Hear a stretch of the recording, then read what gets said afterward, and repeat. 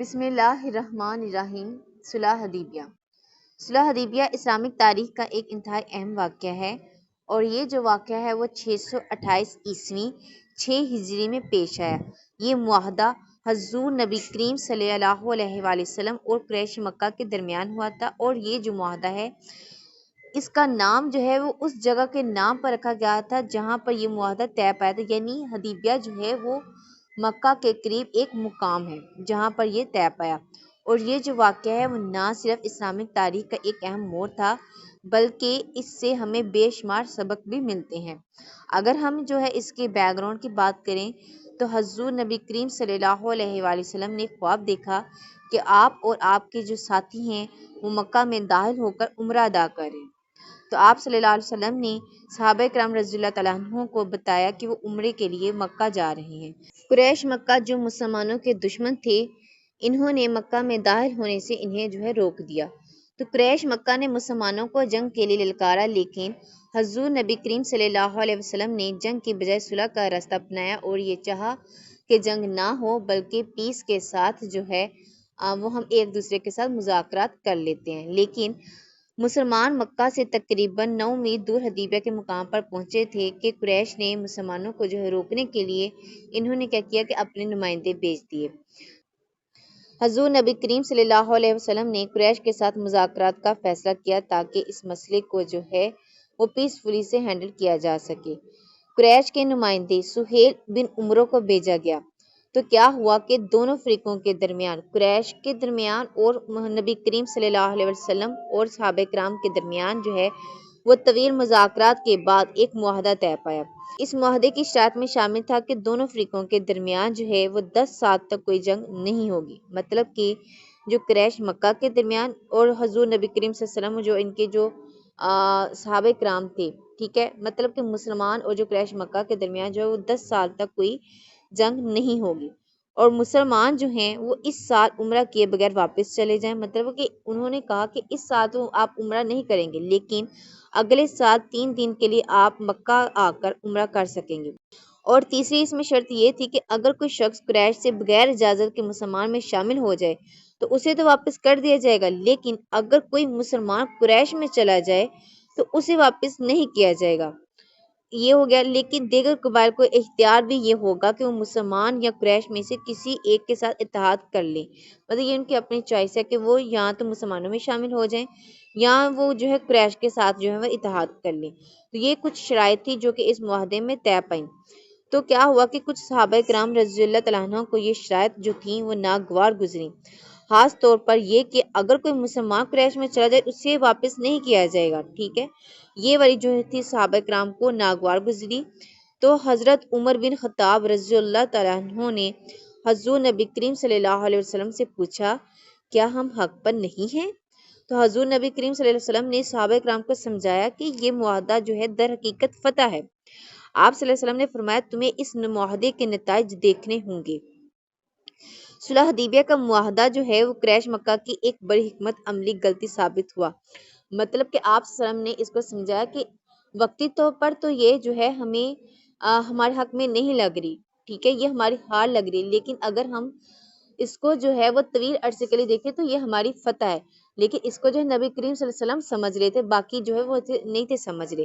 اب اس معاہدے میں جو غلطیاں تھیں جو قریش کی طرف سے کی گئی تھی، اب اس کے بارے میں تھوڑا سا جان لیتے ہیں۔ اگرچہ یہ معاہدہ جو ہے یہ دیکھیں ظاہری طور پر قریش کے حق میں تو لگتا تھا، لیکن اس کے طویل مدتی نتائج اگر ان کے لیے تباہ کن ثابت ہوئے۔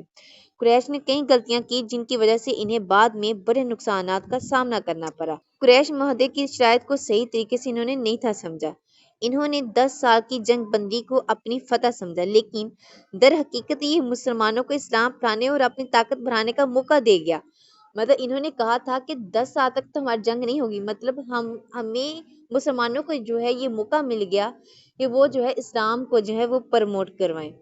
قریش نے یہ سمجھا کہ مسلمانوں کو بغیر عمرہ کیے واپس بھیج کر انہیں ذلیل کیا ہے، لیکن یہ در حقیقت مسلمانوں کے لیے ایک بڑی حکمت عملی فتح تھی۔ قریش نے مسلمانوں کو کمزور سمجھا اور یہ نہیں سوچا کہ مسلمان جو ہیں اس معاہدے کے بعد اپنی طاقت کو بڑھا سکتے ہیں۔ انہوں نے یہ نہیں دیکھا کہ حضور نبی کریم صلی اللہ علیہ وسلم کی قیادت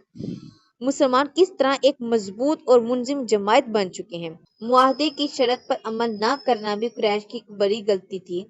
کہ جب ابو بصیر رضی اللہ تعالیٰ عنہ قریش سے بھاگ کر مسلمان میں شامل ہوئے تو قریش نے معاہدے کی شرط کے مطابق انہیں واپس لینے کا مطالبہ کیا، لیکن جب ابو بصیر رضی اللہ تعالیٰ عنہ نے قریش کے کافروں کو نشانہ بنانا شروع کیا تو قریش نے خود ہی مسلمانوں سے درخواست کی کہ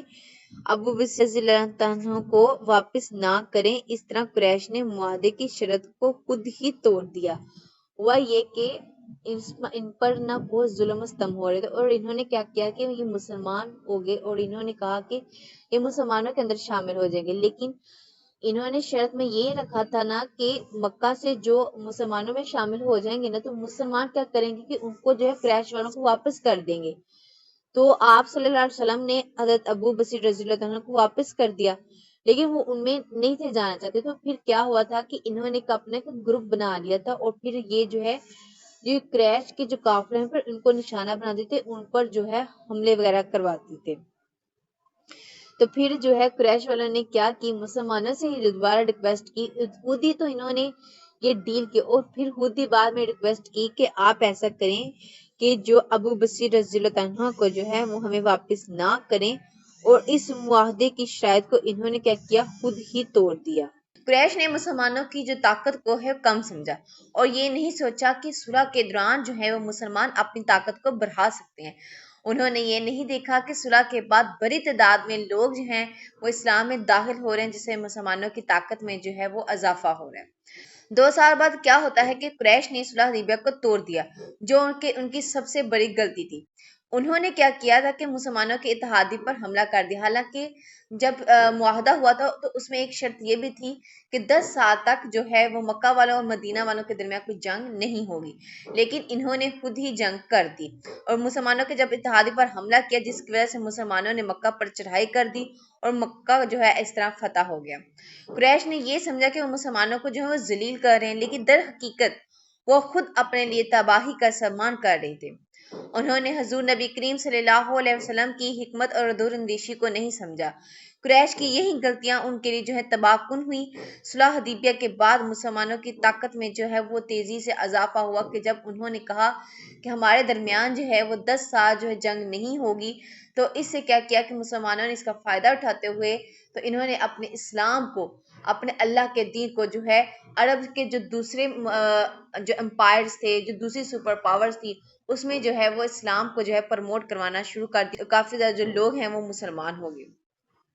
اور بالآخر قریش کو مکہ کی فتح کے بعد اسلام قبول کرنا پڑا۔ تو جب آپ صلی اللہ علیہ وسلم نے مکہ کو فتح کر لیا تو اس کے بعد جو ہے قریش والوں نے بھی جو ہے ان میں سے کافی زیادہ لوگوں نے جو ہے اسلام قبول کر لیا۔ اسی دوران بڑی تعداد میں لوگوں نے اسلام قبول کیا، جن میں لوگ میں شامل تھے جیسے کہ خالد بن ولید رضی اللہ تعالیٰ عنہ اور حضرت عمر بن عاص رضی اللہ تعالیٰ عنہ جیسے بڑے جنگجو جو تھے وہ بھی مسلمان ہوئے۔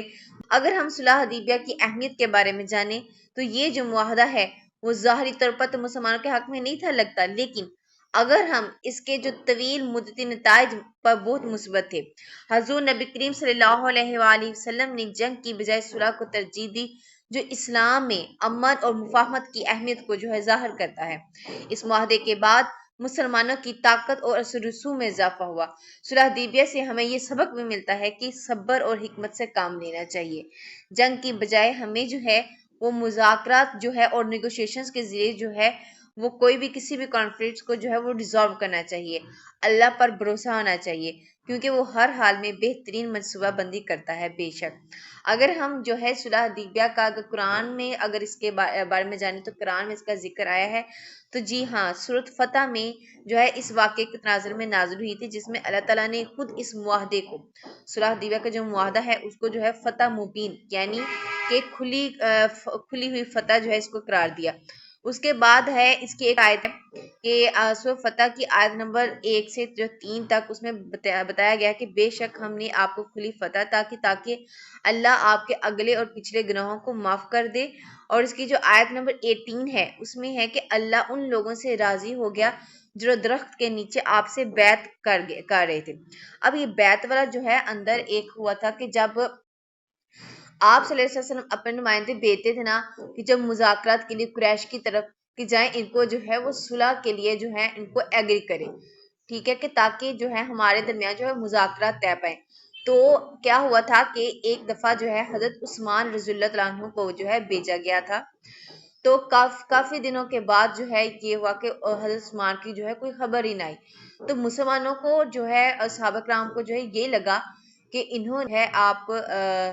جو ہے انہوں نے حضرت عثمان کو جو ہے وہ شہید کر دیا ہے،